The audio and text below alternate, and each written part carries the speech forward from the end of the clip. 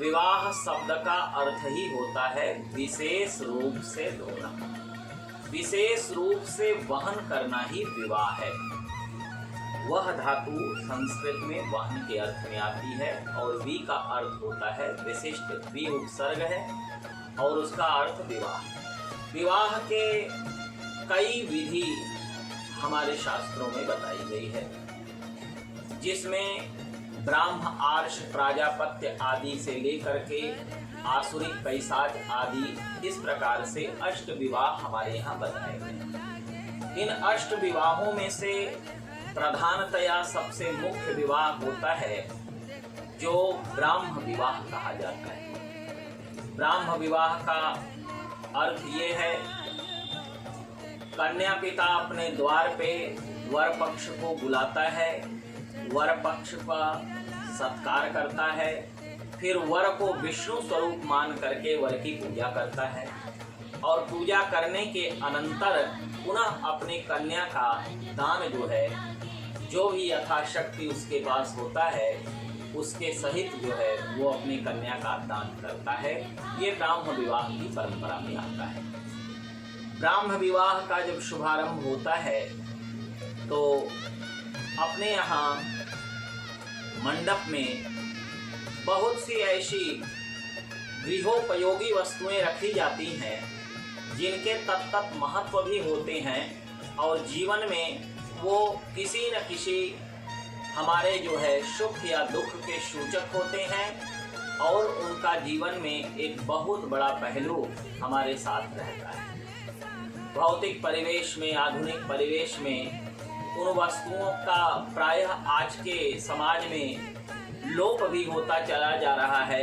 फिर भी विवाह में प्रतीकात्मक सूचक के रूप में ही सर्वप्रथम हम मंडप गाड़ते हैं, मंडप का रोपण करते हैं।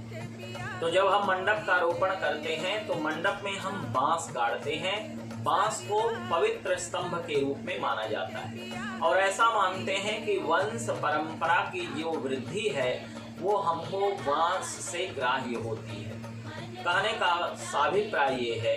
कि जैसे बांस की एक छोटी सी पुत्ती बिना किसी जड़ के जब हम उसको जमीन में ले जाके गाड़ देते हैं तो मृदा की सूचकता प्रकाश और पानी को पा करके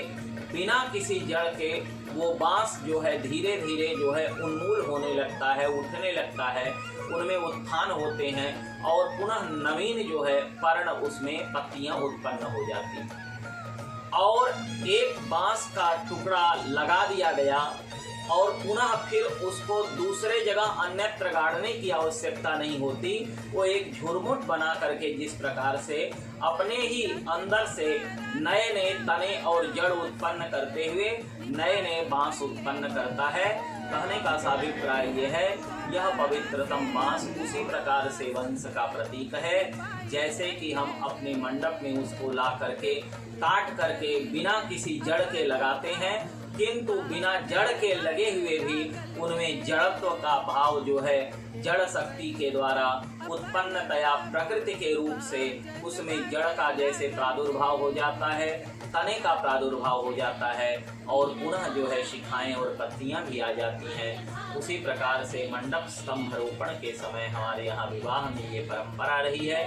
यह वंश का सूचक है। जैसे एक परिवार से एक माता की संतति के द्वारा कई संबंध जुड़ते हैं और उनसे तत्त शाखाएं उत्पन्न हो करके एक विशाल परिवार और कुल समाज का निर्माण होता है, उसी प्रकार से ये बांस हम जो है इस प्रकार वृद्धि को प्राप्त होते हुए भी आपको जो है उसी स्तंभ रोपण के द्वारा, स्तंभ का अर्थ ही होता है खंभा, खंभा आधार होता है किसी भी चीज का। वैसे ही आज जब हम इस दाम्पत्य जीवन में प्रवेश कर रहे हैं तो ये बांस का स्तंभ हमारा आधार है जो हमारे वंश परंपरा की वृद्धि करेगी। क्योंकि जब हम कन्यादान में प्रार्थना करते हैं तो दाता के द्वारा अपने पुत्री को वर को प्रदान करते समय यही प्रार्थना की जाती है कि यावद वर्षाणि पालिता,